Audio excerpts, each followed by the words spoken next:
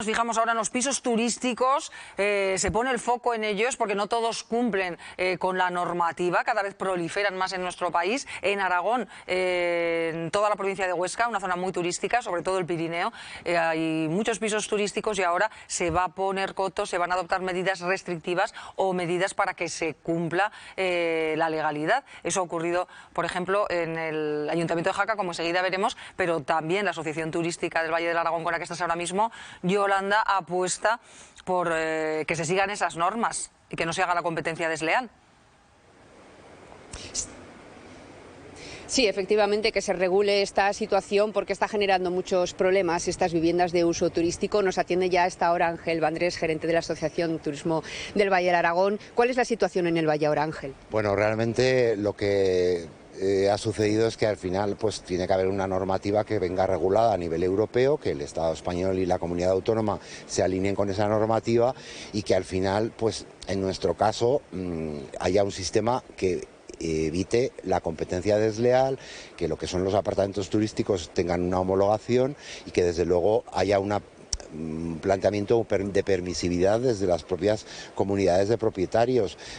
Dos municipios, Canfrán, estamos hoy aquí, y Jaca ya han puesto encima de la mesa como modelo ejemplar de que es algo que tiene que venir regulado, sobre todo porque es algo que invade en lo tributario, invade en lo privado, porque estamos conviviendo en un régimen y sobre todo porque no es lo que queremos ofrecer como destino.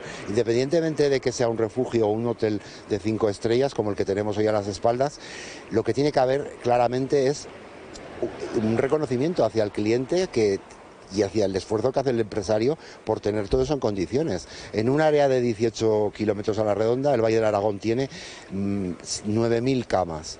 Pues 9.000 camas que cubren con creces la demanda que tenemos. ¿Debe de existir un alojamiento turístico complementario?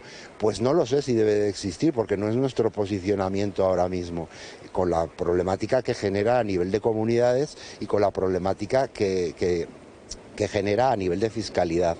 Es decir, nuestra intención ahora mismo es que haya una normativa y que esa normativa reguladora se cumpla a los máximos niveles. Porque eso se nota sobre todo periodos, estamos cerca de la Semana Santa, de Navidad, cuando el Pirineo se llena de gente. Sí, claro, sobre todo, y además esas viviendas conviven con los que realmente vivimos en el territorio, en el valle, más la segunda residencia, que también vienen unos días a descansar y la mayoría de los casos, no digo todos, pero suelen ser visitantes que no funcionan con unas normas de convivencia habituales. Y esto también es lo que ha generado tantas situaciones en muchas grandes urbes y en las pequeñas localidades que también está llegando. Tenemos alojamiento suficiente con unas características homologadas de calidad y, jolines, con un esfuerzo económico que hace el empresario, independientemente de la categoría de establecimiento que sea, pues vamos a ver si somos capaces de que esto tenga un sentido dentro de lo que es la demanda, porque hay una demanda también importante, pero en nuestro caso, en principio, no es el objetivo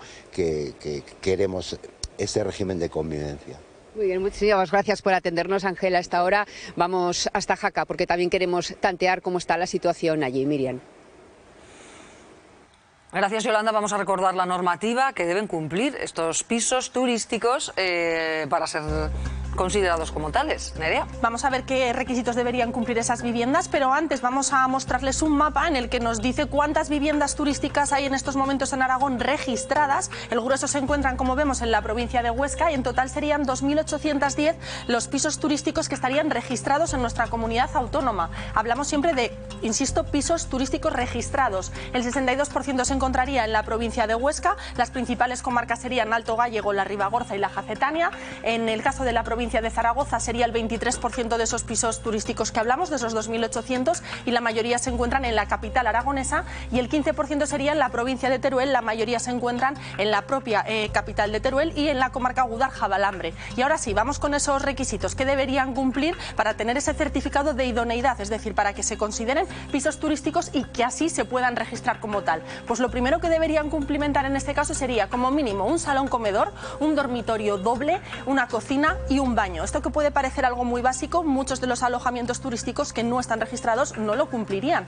También, en este caso, para que sea considerado estudio y que tenga un máximo de 2 plazas, que lo ocupen máximo 2 personas, es cuando se estaría habilitando salón, comedor, cocina, todo en uno, baño y, como decimos, máximo 2 plazas. No se podrían meter aquí más de 2 personas. También incluyen otros requisitos en cuanto a los metros que tiene que tener cada uno de los habitáculos. Miriam. Gracias, Nerea. Ya ha insistido Nerea sobre todo en que son registradas, porque es que hay otros pisos que no lo están, ¿no? Y es ahí donde se pone el foco, esos pisos que no están registrados y que están alojando turistas y que, aparte de ser una competencia desleal para el sector regulado y el sector de la hostelería, pues es que pueden ser una molestia para los vecinos. Si de pronto uno se monta un piso turístico y empieza a entrar y salir gente sin ningún tipo de control.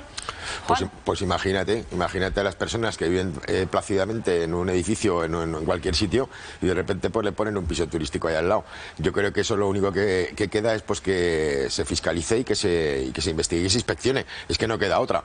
Los pisos turísticos están regulados y evidentemente que cada propietario es muy libre de hacer con su piso lo que quiera, dentro de que cumpla lógicamente las ordenanzas que están vigentes. España es un país turístico. Entonces lo que creo que ayer, o sea, comentábamos que ayer salió en algún periódico nacional pues lo que había sucedido en algunos pisos en Málaga, ¿no? Con algunas familias que se habían visto pues eso, abocadas a no poder pagar lo que les están pidiendo, porque claro, no es lo mismo pues la residencia habitual que lo que sería pues lo que pagas por un piso turístico, que todos sabemos, por un piso o por un hotel o por una habitación de hotel, que todos sabemos que es muy superior.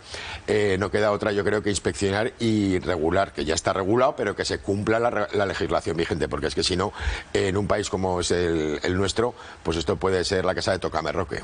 Y que se vive esencialmente el turismo, ahora que se ha vuelto a recuperar, que vuelve a ser ese motor que siempre ha sido, pues hay que tener en cuenta estas cosas porque pueden proliferar como una fuente de ingresos, pero hay que regularlo de alguna manera.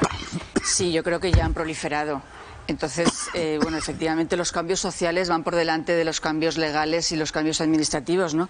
Está claro que hay que regularlo porque tiene muchas consecuencias. No solamente la competencia, la competitividad, la competencia que tiene con los métodos tradicionales, con los hoteles, los hosteleros y todo esto, sino también por el problema que supone para el alquiler de la gente que vive en la ciudad, que claro, encarece muchísimo más, encarece mucho el alquiler habitual. No es lo mismo pagar por un fin de semana que pagar por un mes, es decir, un alquiler de gente que vive todo el año en esas ciudades o en esos núcleos, y eso tiene también una implicación enorme porque el tema de la vivienda es un problema en nuestro país importante, del acceso a la vivienda. Estos pisos turísticos lo que hacen es encarecer y disminuir la oferta para las personas que viven todo el año. Entonces también eso tiene unas consecuencias... Y son pisos que no salen para alquiler, no para quien necesita un piso de alquiler, sino que se claro, a eso me refiero. Para turistas. Disminuyen la oferta del alquiler que lo tenemos día sí día, ¿no? El problema del alquiler, el problema de la vivienda en España. Y es que hay poca vivienda, como nos recordaba recientemente un experto en el mercado inmobiliario como es Gonzalo Bernardos. Efectivamente. Entonces, esto hay que regularlo, pero hay que controlarlo. España es el país con mayor legislación y menor cumplimiento de la misma. Habrá que revisar esto. Óscar. Pues hay que inspeccionar, obviamente, porque se dan muchos casos de fraude. Lo comentábamos ahora que en AINSA, por ejemplo, donde se ha empezado a regular los pisos turísticos, se ha empezado a hacer porque se han encontrado muchos pisos turísticos fraudulentos. Y yo creo que también, aparte de regularlo pues en cuanto a las características que deben tener los pisos, también habría que poner coto. Es decir, pues miras, dependiendo de la población que haya, un máximo, hasta un X porcentaje de pisos turísticos, porque como bien comentabas, esto en las grandes ciudades, por ejemplo Madrid y Barcelona, que ha llegado mucho antes que en Zaragoza, que hemos visto que de los 2.800, el 23% están en Zaragoza, es decir, no ha proliferado demasiado en Zaragoza, pero en Madrid y Barcelona es un verdadero problema y lo que hace es que haya menos oferta para los alquileres normales, que suba el precio y, como comentamos la semana pasada con Gonzalo Bernardos, que un joven tenga que dedicar más del 80% de sus ingresos para alquilar un piso, que es una auténtica barbaridad. Y en el caso de Aragón, que afecta más a las zonas turísticas, como hemos visto, sobre todo Huesca, pues impide, por ejemplo, conseguir una casa a un buen precio a los propios trabajadores turísticos, a las personas que van a un municipio en el Pirineo a trabajar durante el verano o durante el invierno en la campaña de nieve, que tienen poca oferta y la poca que tienen es unos precios altísimos. Bueno, es que en algunos casos nos han tenido que alojar en hoteles Claro, que no hay Porque sitio. no había pisos, no había apartamentos para ellos. Y yo creo que era en Ibiza, me parece, no sé si el verano pasado, creo que sí que era el verano pasado, que decían que muchas pues policías, por ejemplo, que iban a trabajar en Ibiza, o camareros que estaban viviendo en caravanas o incluso durmiendo en el coche porque no encontraban pisos y los pocos que encontraban eran carísimos. Yo no digo que se llegue a esa situación en el Pirineo, pero bueno, vamos a prevenir y vamos a poner un coto. Y por supuesto, el tercer problema que tiene es que pueda aflorar esa economía sumergida de gente que se aprovecha sin cumplir las mismas reglas que tienen que cumplir el resto de establecimientos hosteleros, turísticos, etcétera, y que gane un dinero negro. Por eso hay que regular y hay que inspeccionar porque seguramente encontrarán muchos pisos turísticos. Claro, es que los hoteles y las casas rurales tienen unos gastos y tienen que cumplir unos requisitos que les suponen unos gastos que no tienen aquellos pisos que están de extranjis. Y además por decirlo así de una forma Claramente se trata de una competencia absolutamente desleal en ese sentido, porque quienes están ahí invirtiendo, haciendo absolutamente cumpliendo todo tipo de legislaciones y de regulaciones para poder dedicarse al negocio que se dedican, que es ese, pues de repente se ven sorprendidos, pero claro, no nos puede extrañar en la época de Internet, ¿no? En esta época en la que cualquiera puede poner a la venta casi prácticamente cualquier cosa en cualquier lugar del mundo y en cualquier momento.